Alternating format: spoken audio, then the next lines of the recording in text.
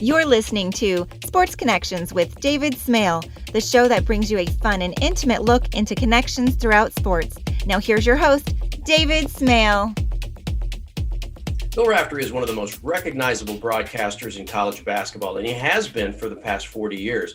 A part of CBS's top college broadcast team, along with Jim Nantz and Grant Hill, he is best known for his catchy phrases and the enthusiasm with which he delivers them. But he was a standout long before the viewing public ever heard about him. He was an all-state athlete in 3 different sports, basketball, baseball, and soccer, at St. Cecilia High School in Kearney, New Jersey, retroactively named Mr. Basketball USA in 1959. He graduated as New Jersey's all-time leading high school scorer, a title he held for the next 35 years. Maybe his most famous call came in 1988 when Jerome Lane of Pittsburgh shattered a backboard on a fast break dunk. Send it in, Jerome, still can be seen and heard on all the old highlight shows. Coach, welcome to Sports Connections. Well, thank you for having me, David. I'm looking forward to it. All right. Well, I didn't know until doing a little research for this interview that you were an outstanding athlete in your youth. Was basketball your best sport, your favorite sport, or just the sport that provided the best chance to play at the next level? It's probably a combination of all those things. Our town, soccer was a big sport. A lot of Irish and Italian and Scottish immigrants landed there because there were different mills years ago and stuff like that. And it ended up where if you didn't play soccer, you weren't considered an athlete. And, fast forward to the early 90s, the World Cup, we had 3 kids from Kearney on the Mayola, Starks, and Ramos played on the World Cup team for the United States. So that sort of indicative of how big that sport was. But the delineation was there then. You could play all those sports, whereas now a kid has to make a choice. Yeah. And he's sort of pushed into one particular area. But then we played them all. We played them all simultaneously sometimes. We'd play a summer league game in basketball and go down to the pitch and play a soccer game later that night. We had Babe Ruth baseball where, we played Trenton for the Babe Ruth Championship of New Jersey. And I always love telling the story. Al Downing was pitching for Trenton. And I say that we lost 2-1. I always say the 2 biggest hits ever off Al Downing were my hit and Hank Aaron's. Yeah, I know where you're going with that. And the reason I got a hit, he threw it was a curveball. We used to call it a drop, like a Sandy Koufax curveball, and it hit the end of the bat and spun towards first base. And he went to pick it up and it spun towards third and I beat it out. That's the only hit we had for the game against him. But at any rate, my high school coach was my baseball coach too, basketball and baseball, Joe Palermo. So he used to have to come chase us out of the playground to come to the park to start the baseball because, we had that high of playing in the state tournament and, it was still cold weather and baseball was not the thing we were ready for. But so again, it's sort of sad because I do think kids need a break from this 12 months now that they're on. It's very demanding physically and mentally, but everybody does it because the other guy is doing it. So that's the big change in the game now. And I remember, I'm a few years behind you, but I remember growing up, we played whatever was in season in the backyard or the side yard. It didn't really matter what was going on. That we went outside. Our folks fed us breakfast, said, okay, we'll see you at dinner. Go outside and find something to do. And we played sports. And I don't think that's the case anymore. Well, part of what we're sort of driving towards, you can drive around now, no matter what part of the country, and the playgrounds are empty. Yeah. The basketball courts, everything is organized. And ours was just the opposite. Sure, we had like a little bitty league thing that we played in. But then the rest of the day, you sat around watching the older guys play, hoping late in the afternoon you get a chance to play because they were going home. And you developed your game getting beaten up by them. And, if you lost, you had 2 hours off because everybody else was waiting to get on the floor. Yeah. And I just don't see that anymore.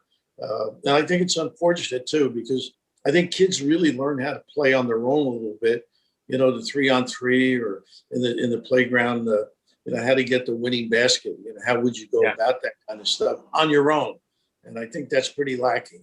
And then I guess it's that, the trophy era that we're all hearing about where, keep everybody happy and, play at 9 a.m.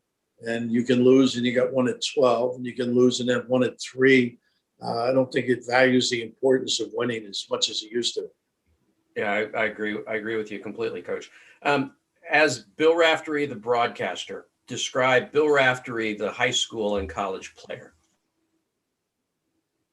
I wish I had onions. I don't know. Again, and not that you're close to my age, but I think you can appreciate what I'm going to say. You were a player. You weren't a point guard or shooting guard. Everybody had to be a passer, a rebounder, a defender. Again, I think we're at that point where everybody's, even the better programs, they're recruiting kids who don't think pass. They don't think Jason Kidd. They think I got to light it up because that's going to lead me to the promised land type of thing. But I just think you had to play the whole game, and hopefully that's what I did. And it's interesting. You mentioned the Knicks. I went to the camp, and I got cut. And Red Holzman was then the scout, not the head coach. And we were great family friends. My mother used to write him letters, and he'd respond to her. And before his death, he sent me my mother's letters. I never even knew that they had exchanged it. But I got cut at lunch. And I'm told later, Red went to Eddie Dunham and said, "Where's Billy?" And Eddie said, "I cut him." So I got a 6-pack of beer, and I went to my high school coach's house, and he wasn't there. So he had a bunch of children. So I left the 6-pack with his wife, Phyllis, and I went home. And my mother's from Ireland, and she had a succinct way of saying things. She said, "What are you doing home?" I said, "Well, I got cut." And she said, "Well, that's too bad. Make sure you get yourself a job." And that's how I ended up in coaching. I was a director of recreation, got a phone call from one of the guys who worked with me, and he had just refereed a soccer game at Fairleigh Dickinson in Madison, and said the AD was the basketball coach and the lacrosse coach, and he didn't really want to start basketball. And I mentioned your name. Next thing, I'm up there part-time for a couple of years, and it was an extension of playing, and I really got to love it. Going back to you as the player, whose game would you remind us of in today's game, or even in the past 15, 20 years? Wow. I'd like to say Jay Billis's game, but I couldn't bang people around like he did in the low post. That's interesting. I didn't shoot it as well as a guy like Bradley. But Bill did a lot of things that we were taught to do. Yeah. Who else would you say? That's a hard one. The game has changed so much too the last 20 years, but just to give one name, I can't even come up with one. I know we were just players. We didn't analyze what we were doing. It's funny. I released a podcast on with Jay Billis not too long ago, and telling the story about Jay not being afraid to make fun of himself. Told the story with College Game Day. They were in Charlottesville, Virginia for a Duke Virginia game, and it was when Virginia was just starting to get to the level that they're at now, and they brought Ralph Sampson onto the set out of a commercial break, and they were showing Ralph Sampson highlights, but all of them were against Jay Billis.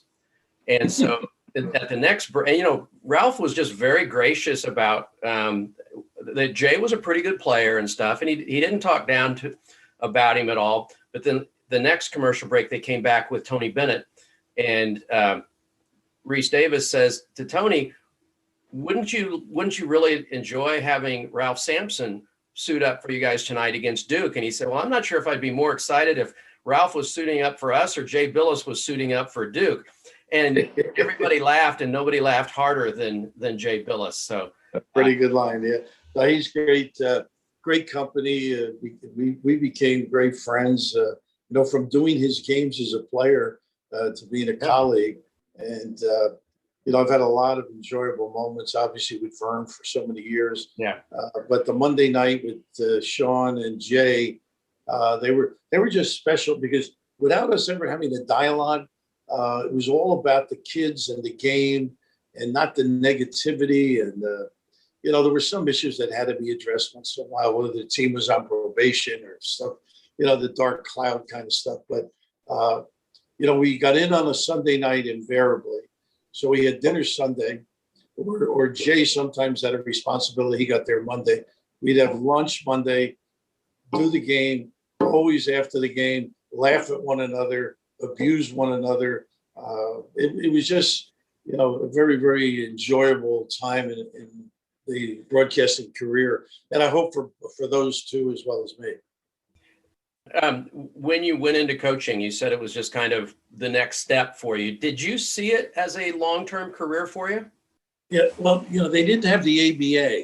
It was like the next year that started. Okay. The only thing they had back east was the only thing that they had was the Eastern League.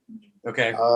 And one of my teammates from college, Frank Corris, was a first-round pick by the Warriors, not the Sixers. And he never played in the NBA, but he was an all-star for like 12 years. He made more his first year with Merrill Lynch, and then going up there on a weekend and getting $100 a game, 2 or 3 nights. So it wasn't a money thing in those days, but there wasn't the opportunity that begot itself.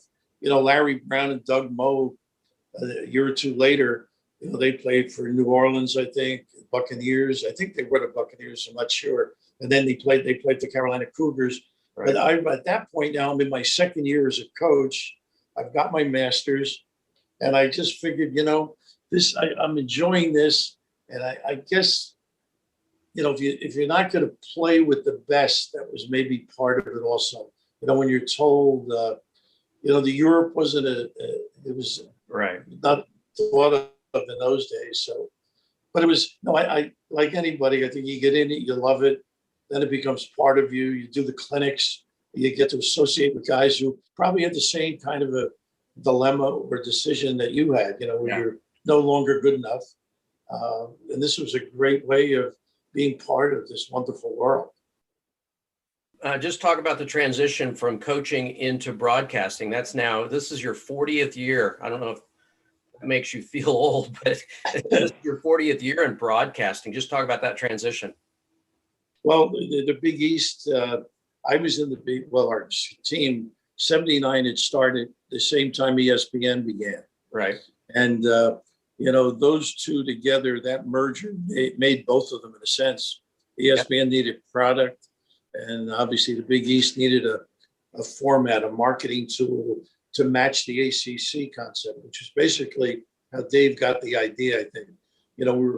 All these teams in the Northeast played one another and played others and competed with others, but it was not thought of as the premier sort of area. Right. And that's how that also, the first 2 years of the conference, I'm coaching at Seton Hall, and Dave is doing the color analysis. And one night at dinner, I just said to Dave, someday down the road, never even thinking I was going to leave, I'd love to do that if you give it up. And we started our 12th year. We're 2 weeks into practice. It was like October 28th. And Dave called 1981. He said, if you want to do this, you got to let me know in 2 days. Oh, wow. Went, oh, my God. So we have 4 kids.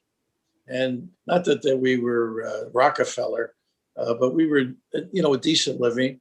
And the summer camp and speaking and all that. And I left for 9 games at $800 a game, $7,200 without anything else. Oh, wow. And it was the best move. And I've told that to our kids and other young people. If you really want to do something and you like it, it's really not a hard decision. It shouldn't be about the money. And then fortunately, ESPN gave me, I think the number was 28 games at $500 a game. And I went all over the country in those days with those games. NBC gave me 4 games, and I'm not sure the amount, but it was considerably more. And then I started with a bank, and I was with the bank for almost 18, 19 years. And we had the Giants, the Jets, the Meadowlands, the casinos, the school boards, the highway authorities. We were like salesmen, and I could go wherever I wanted. They didn't really particularly care. And that's how the whole thing started. And once in a while I forget this, when I was a senior at LaSalle, we were going to play the NIT CBS game, first round against St. Louis. And Bob Wolf was he's a Lord, the Frick Award winner with the Hall of Fame of Baseball. Did every big event, Larson's no-hitter, all the Knicks championships, just renowned.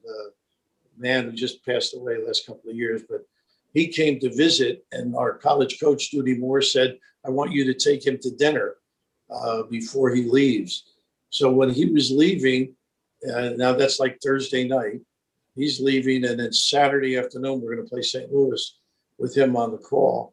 He said, when you're finished playing or whatever you happen to do, you should get in our business. And I never actually forgot that moment. So it was always in the back of my head that, that seems like fun. So that's how it ended up into fruition. That's really cool. With you didn't have much time at all to decide to do it. Obviously a life-changing, a career-changing major decision, and you just did it on the spur of the moment. You had to approach it with some trepidation, but I'm guessing from hearing you say it, it was like, it's time to do it. Let's do it. And you went full speed ahead without looking back. Well, the Big East helped, to be honest with you. And the reason it helped was we were going to be very good that year. And when I left, Hadi Mahan was a great coach. Won state championships in high school. He was like very good for me fundamentally, And Hadi was 9-0. He beat Houston with Rob Williams and Notre Dame. And Digger always had good players, as you remember. Yeah. And he's 9-0, and they declared 3 kids ineligible on him. And when that happened, now he's from the 7th man to the 4th man. They just couldn't play. The Patrick Ewings of the world were now arriving, and the Chris Mullins and all that. Plus, philosophically, Seton Hall wasn't where it would have to be. And unfortunately for Hadi, but good for PJ Carlesimo, they then hired PJ that next year. And, in 7 years, he's in the Final Four. Yeah. But, the biggest thing was, yes, I'm going to do it. And then all of a sudden, I got a couple of phone calls about getting into this banking arena. And that provided, the benefits and some perks that could, Joni and the kids didn't have to worry about me running around, to all these sites and ball games. Okay, I mentioned in the intro that you are best known for your phrases. I'm going to mention them to you one by one and ask you to tell me the origin and what they mean to you. And we'll start with maybe your most, other than Send It in Jerome, your most famous expression, and that's onions. What does that mean, and where did that come from? Ian Eagle, who's talking about terrific talents, all these men you mentioned earlier. This guy's going to be he'll be a Hall of Fame announcer too. Ian and I did the Nets together. Okay. And for many years, like almost 9 years together. And I thought it was Miami, but he claims it was Orlando. And the Nets were in one of those really tough, long years, There were some good ones, but they had a couple of them that were, challenged you to be into the game, kind of. And Kevin Edwards hit a 3 to win a game in Orlando, and it just popped out. Onions. And it was just I had never said it before. It never came into my mind, but the one thing I've always attempted to do was to be succinct. And a lot of times these words have come from getting in and out. And like the play-by-play guy is describing a really exciting moment. And now you can only screw it up, basically. So that's probably how that one came out. And the interesting part about it, I used it, later on in the year or the next year, and ESPN said, we don't want you using that. It's suggestive, I guess. So anyhow, the writers are starting to, describe a Kansas game, buzzer beater, and they're writing in, Harry made the clutch goal, he had onions. Then all of a sudden ESPN said, oh, it's okay, you can use it now. So it's funny how, I guess it's in the interpretation of the listener. Yeah, and it reminds me when Chris Berman was early in his career and was using all the nicknames and coming up with some great ones like Bert B. Home Blyleven and O to Be Young Again McDowell and stuff. And ESPN asked him to stop doing that. And so he didn't like it. So he started calling Sparky Anderson George, and he started calling Tom Seaver George, and he started calling all the well-known people by their real given first name. And I think that lasted a week, and they said, go ahead and use your nicknames. Right. And so, and by the way, it's good to see him back on the air too, doing some NFL stuff. Yeah, for sure. And so onions basically means clutch, right? Yeah, I mean, it's a guy reaching inside, intestinal fortitude, or, could be harsh to some people, but it's really just an apt way of admiring these young kids and what they're able to do. Yeah. It could be a free throw even, where you got 3 to tie, and, the kid makes the first 2, and, bang, the national championship 2 years ago, right? Making 3 in a row. So yeah, the guy, but anyhow, that's what that one's all about. Okay. Send It In, Big Fella. Is that something that developed after Jerome Lane, or? I think that could be I would say right around the same time, maybe with Derek Coleman. Okay. At Syracuse. Yeah. The other one with him was the long arm of the law, because he used to love to get that rebound and bring it in. Yeah. And it's interesting. I thought he could have become one of the best power forwards of the NBA. Yeah. And instead he was a good one, if you know what I mean. But that's probably, I would say, from him. It was just, again, just a nice way of admiring somebody that's, really some second effort, or the offensive rebound that it keeps it alive. The Paul Silas kind of a player. Yeah. He doesn't give up on it. Yeah. Howard from Penn State now is one of those kids that is relentless on the offensive glass. And that's to be admired. It doesn't show in the box score. Well, the rebound does, obviously, if he gets it. But slapping it free doesn't show, or diving on it to get a jump ball. Those are some of those reasons for that. So had you used Send It In, Big Fella before Jerome Lane, or did that come from, Send It In, Jerome is just, it's classic TV. I think I used it with the Nets in the 80s too. Okay. Because we have more of the Send It Ins in the NBA than in the college game. Although nowadays there's not much difference with the athleticism of these kids. Now, just talk about Send It In, Jerome. What one of the great trivia questions is, who was the point guard? Obviously, this, and the great, the big college basketball fans know this, but some people might not know who the point guard was, who fed it to Jerome so he could send it in, and that obviously resulted in the backboard shattering and stuff. And that was, of course, Sean Miller, who's now the head coach at Arizona. Just talk about. I love going back and watching that one to hear your just unbridled enthusiasm. Well, the funny part about that, there's a couple of humorous parts. One is I have 2 guys tell me they help make me famous. Not that I'm famous, but one is Jerome and one is Sean. Yeah. Sean said, if I didn't make that pass, you wouldn't have been anything, which is probably true. And I was in Charlotte. ESPN used to do these pre-tournament get-togethers and who's good, who's not. And on the anniversary of that game, I didn't know they had a feed of Jerome from Akron. And anyhow, they caught me. I had no idea. Come back from a commercial, and here he is. And 2 things he said. He said, thanks to that call and the dunk, my son actually thinks I played basketball. That was one. And the other one was, he said, when he was leaving, he said, Mr. Rabb, thanks for making me famous. And I said, Jerome, thanks for making me famous, kind of a deal, which was sort of a cute little play. But that Mike Gorman was on the call, another great announcer, still with the Celtics and a good friend. Neither one of us had ever seen it. I think Darryl Dawkins had done it in high school prior. But, to be in that field house in Pitt, which was a pit, this field house. It was tough to go in there and win for sure. But fans in the end zone are right on top. But I can't imagine the number of people that have come up to me and said they were in this small building. So that wouldn't have fit them.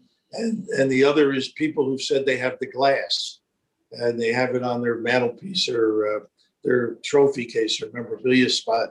But the whole thing was so unexpected. Yeah. And there's a lapse, from Mike's call, because it's like, geez, I can't believe this kid could do this, Yeah. And for that time, he was physically imposing. If he were playing now, he'd have another 20 pounds, with all the weight training and all the stuff they do.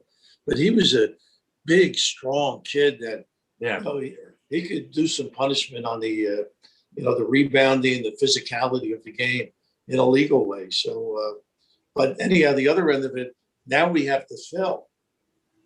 They don't have a roll-in basket like they do now. It's like 45 minutes of banter, and we got Don Nelson.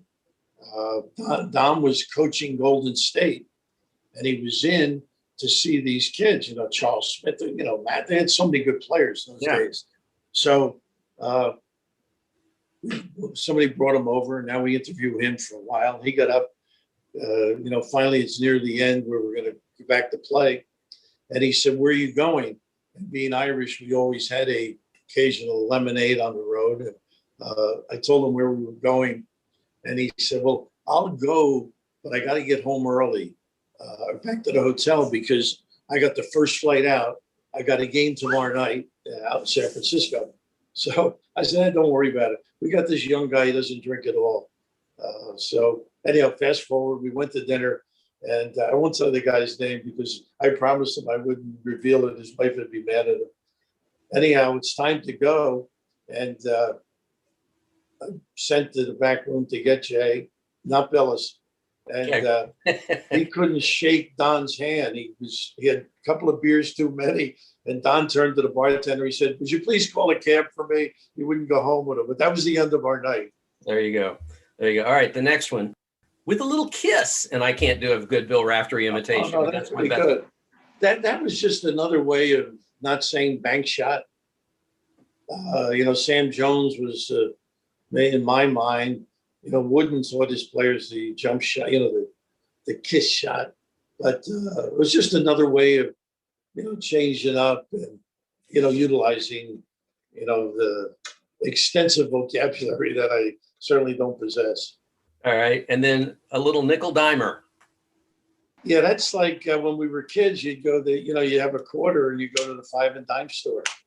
And it's like a cheapie, it's sort of fits. I don't know. It's just part of the vernacular. Yeah. Okay. And this is one of my favorites, a little lingerie on the deck. Well, that's real easy.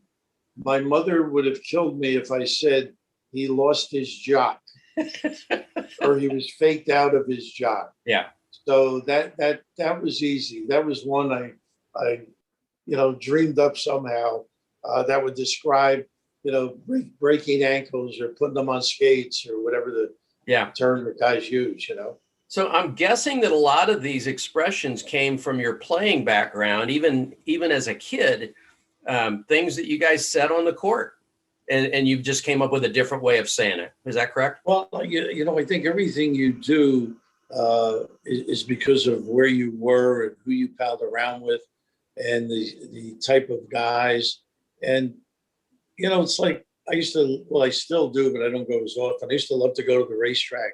Well, you hang around those guys, they're pretty witty, particularly if they lose a bet. Yeah. So and even guys, we were always around a lot of guys. Therefore, there were a lot of characters. And you sort of not enhanced your way of saying things, but they may have enriched it.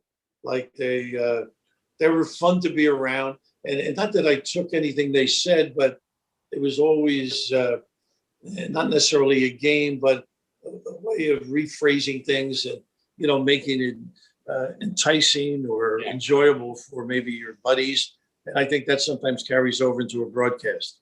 Okay, and then the last one is man to man. You can't just say they're in a man to man. You say it very, very quickly. Well, Boeheim in the early days used to mess it up with that BS 2-3 zone. So with him, I used to go. Syracuse starts in a 2-3 zone with man-to-man principles. So that got me. But that was again in that succinct area. Opening tip. Try and get in real fast so that then the play-by-play guy could identify the 5 on the floor. So that was one of those things. And I never knew that. And, traveling as you do, or we all do, I would be in the airport and somebody would go, minimum. And I'm thinking, what the hell's wrong with that guy? I didn't realize that I didn't put a separation in the 3 words.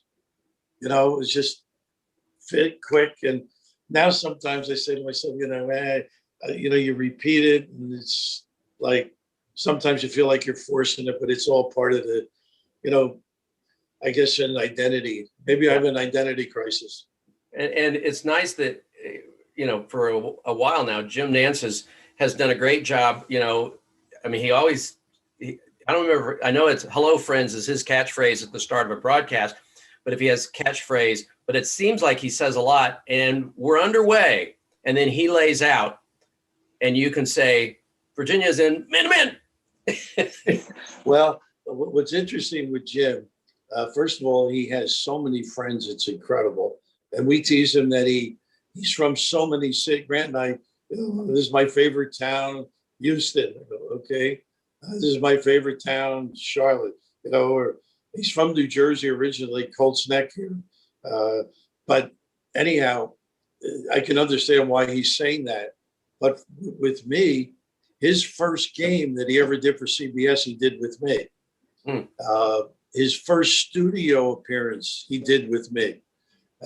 So since that day, and we used to play golf together a little bit. By the way, he's not Freddie Couples, but he's got a swing like a touring guy and a good player. But we've always had a kinship from '85. Just got to know one another. I can remember doing a couple of Villanova games. He and Rolly became great pals. Yeah. And Rolly bringing us on a Friday afternoon to the Italian American Club in Wayne, Pennsylvania. And we went in and he made us drink wine that was made in the bathtub in the back of the Italian American Club. And, we had a guy driving us back to the hotel, and Jim said, I don't know if I'm going to be able to do the broadcast tomorrow, drinking that stuff, But so it's been enjoyable. I never thought it would happen that I get the opportunity to work with him. And I was more than satisfied just doing the radio with John Thompson, God bless him. Yeah. And a variety, you mentioned Kevin and Ron Franklin, so many people I did those games with that, Kevin Kugler most recently. So I was delighted. I had a front row seat at one of my favorite events, and I'm sure yours. Yeah. And all of a sudden, the opportunity presented itself, and to do it alongside Grant Hill, who I used to do his Duke games, then I used to do his Piston games. Just the poster boy for the NCAA. I mean, as a student athlete and as a human being, and so the 3 of us. It's got a little taste of the Monday with Sean and Jay in a different kind of a way. Yeah, for sure. I got to ask you, Coach, were you this cool when you were coaching, or did it develop in your broadcasting career? I was very excitable, and we got away with murder in those days. It wasn't a too technical elimination either. In those days, they could throw you on 1 or throw you on 3 or 4, I guess. But as bad as I was never thrown out. My bench decorum was lacking. Let's put it that way. And like Mike Krzyzewski, we coached against one another when he was at Army. And he's a few years younger, obviously, and far more successful, I might add. But we were all fiery, You got Lou Conaseca, we think, getting every call. So we got to get up. We got Valvano like us, and then Carlissimo's at Wagner. Penders is at Fordham. Everybody was fighting for their life, kind of a deal. And the referees were a little more tolerant. And sort of a cute story, Joni, my wife, she was saying to me after about a year or so of announcing, we're coming from a game, and she said, how come the referees seem fairer now? Well, of course, because when you're on the sidelines, you want every call, Yeah. But anyhow, it's crazy. But they were more tolerant, I think. And you got to see them in the off season too. But it was hard going on the road in those days. You went to Pittsburgh and you had to be ahead by a few late, Washington late, Buffalo, no matter where, Providence, BC. And it wasn't, you're not suggesting that they're going to do anything devious, but that's just the way it was. Right.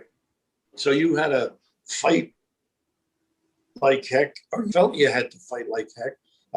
I don't remember many of our the competitors, coaches wise, that sat there like John Wooden and rolled the program up. I mean, everybody was into the game, kind of a deal, and it just was the time. But now you can see with recruiting, and the cameras are on everything. Yeah. Where guys are more subdued, and really most guys really never were after their players. It might look, they're rather fiery, and it was usually like begging, I guess, for a call. But in terms of coaching, you hope you were sound enough to get back in the huddle. And I always had a great guy with me who could jump in the huddle while I was being a nitwit and get the kids organized till I calmed down.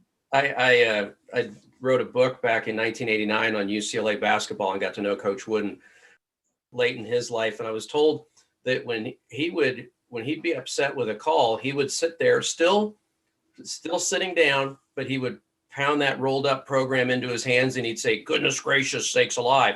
But when he got really upset, he would pound it harder and say, goodness gracious sakes alive. Somehow that's about the extent of it. Talk about a great human being. Yeah. I sat with Ian Morgan Wooten at a McDonald's game, and it was like a kid in the candy store. Yeah. Such dedicated and stood for so many good things in the game. Type of guy, their coaches. Yeah, and of course having Alcindor and Walton and Marcus Johnson, guys like that, made it easier to keep things under control, didn't it? No question about it. Talent sort of gets you into the fast lane. Yeah. How much fun is it to be at the center of the sports world in March and early April? Every game is big, whether it's November, December, January, February. You get into March, you sense it's so much more important to the players, to the coaches, to the student body, to the community. Of course, this year is going to be a lot different. We all know that. But it's still going to be very meaningful. And I would think the ratings this year will be astronomical for obvious reasons. What else are you going to do? You can't travel, or you can travel, but you can't get to the ball game. But it's a big stage, and Jim is really good at developing a game plan as to how to deal with it.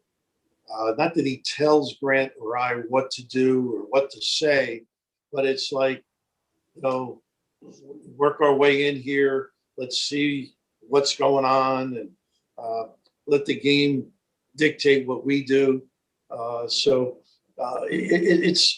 It's important to so many people that we want to make it as important to us and make sure that we don't destroy this wonderful product. Yeah.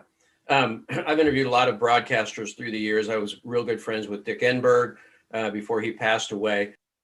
And I always like to ask if you have a favorite game, a favorite time, as you think back on 40 years of broadcasting. Do you have a favorite? I think the 6 overtime, if you ask Sean or Jay, that was something special. Big East tournament, is that right? Big East tournament. Okay. Syracuse, UConn.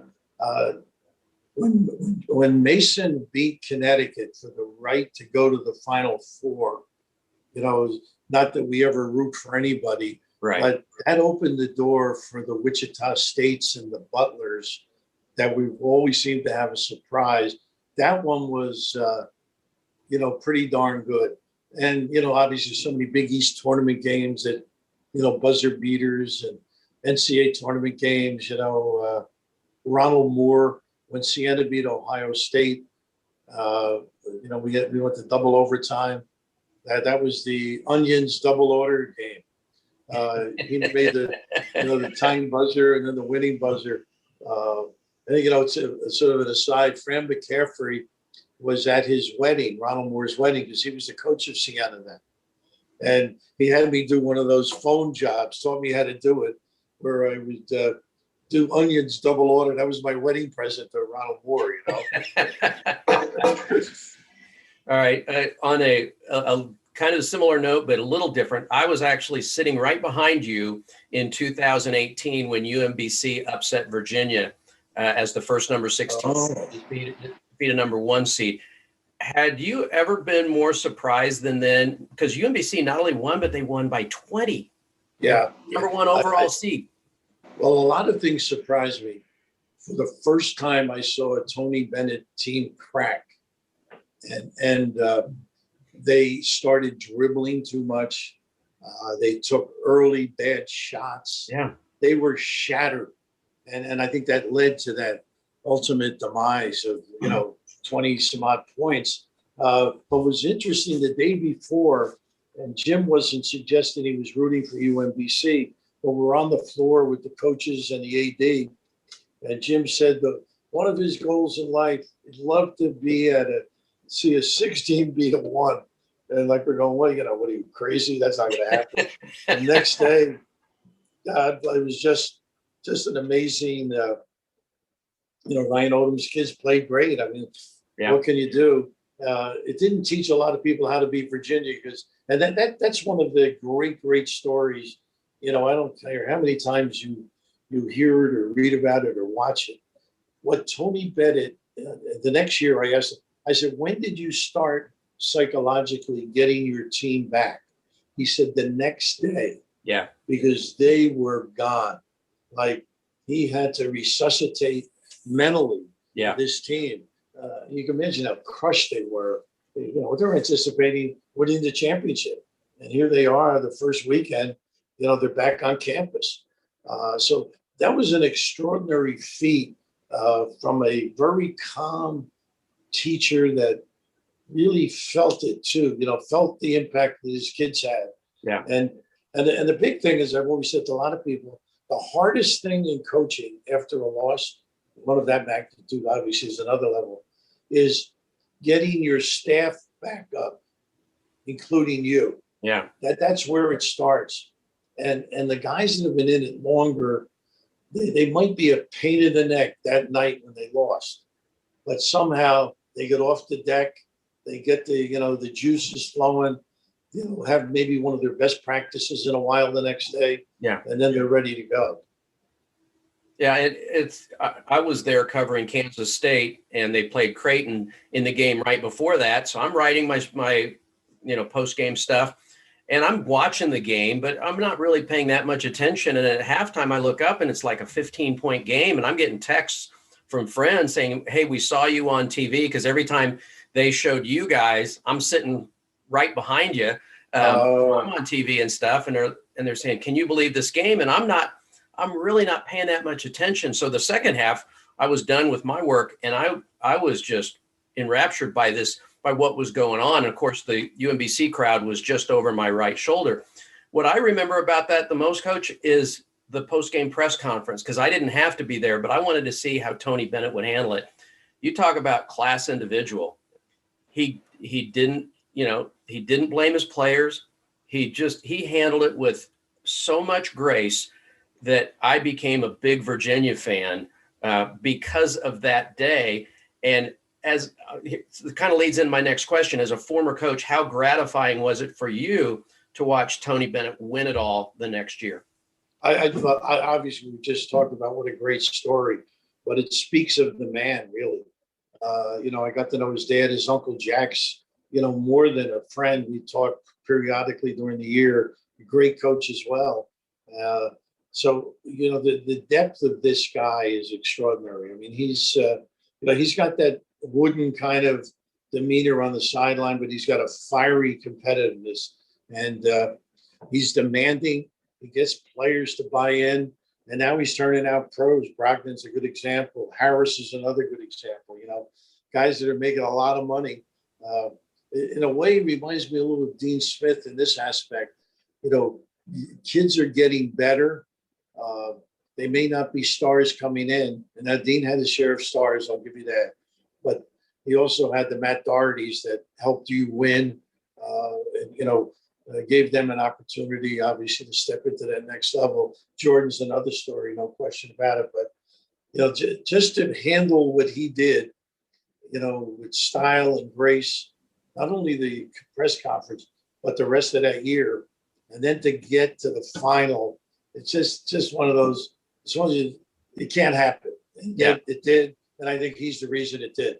Yeah, and it's you said earlier, you can't root while you're doing your broadcast, but deep down, Chris Beard's a great guy, and Texas Tech was a great story that year. But deep down, did you find yourself rooting for Virginia in that championship game? What's been great for me, and I don't really dislike anybody, but maybe one coach better than the other, so that you say, is that an influence? There's 10 kids playing, and that's the concern for me. Yeah. I just extricate myself from all the pats on the back or, the good feelings that you have for different people. But it's all about them. And I didn't find the story when they got way ahead, obviously changes, and they were going to lose. But, there's a feeling after every game. I don't have time anymore, but no matter, like a CBS game, I used to always try and go say hello to the losing coach, because that was you. Yeah. You had that, and you knew what he felt. Yeah. And now with the rush always to run to the airport and everything else, sometimes you follow up with a phone call, but plus there's so many games now too, and these guys are busy. You can't get in touch with them all the time. But no, you just sort of you go with the flow, and you hope every kid that gets that shot makes it. And the big stop, you hope they make that kind of thing. And I've sort of avoided that temptation to fall in line with favoring somebody that maybe you grew up with, or So you're rooting for onions, basically. I was what? You're rooting for onions. Yeah, exactly. Well, every broadcaster feels the same way. Yeah. You love to. I mean, the 2 hours is the fastest 2 hours in the world. Yeah. When you've got a really competitive game, and all of a sudden you look up and like there's 4 minutes left in the first half. It's like crazy, They go toe to toe and leave it all out there. It's just a special couple hours. Okay, Coach, I appreciate your time. I'm going to wrap up with a couple of questions, more personal in nature. How do you spend your time between the first weekend of April and in the fall when you're getting back into college basketball announcing? It's interesting. A lot of family stuff, I would say. Years ago, I would say we do usually take 1 or 2 trips. Our kids are spread out a little bit now. We have 2 in California, 2 locally here. Friends, my golf's getting worse. I hit it shorter and shorter every year, like everybody else. What else?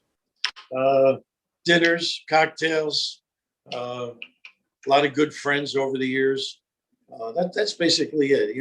No real hobbies. I read a lot, but I don't sit down and read for 4 hours. More of the plain variety and bad weather variety kind of a deal.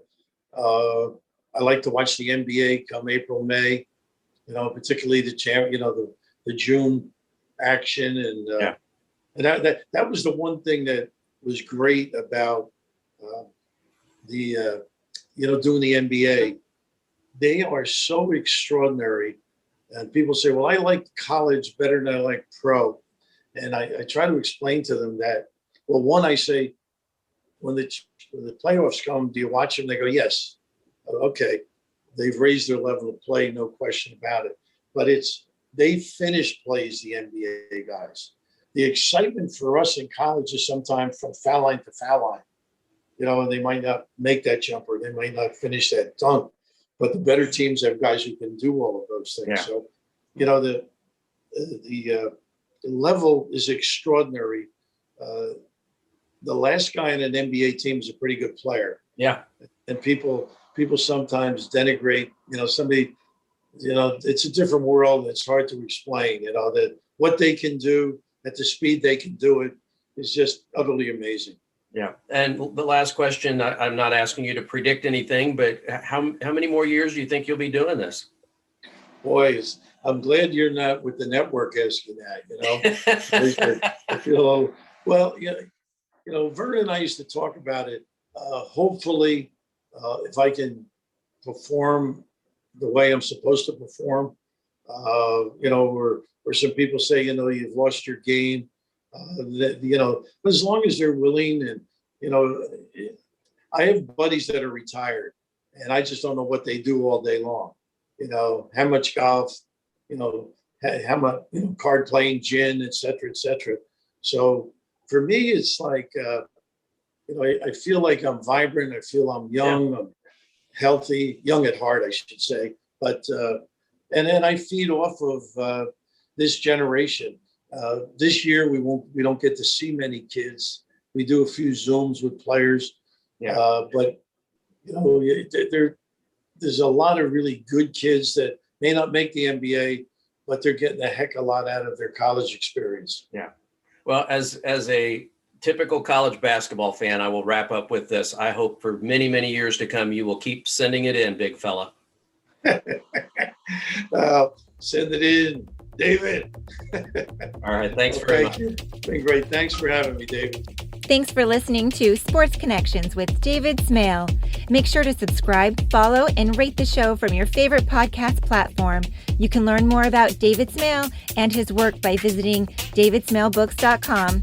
Don't forget to join us weekly for new episodes. Until next time.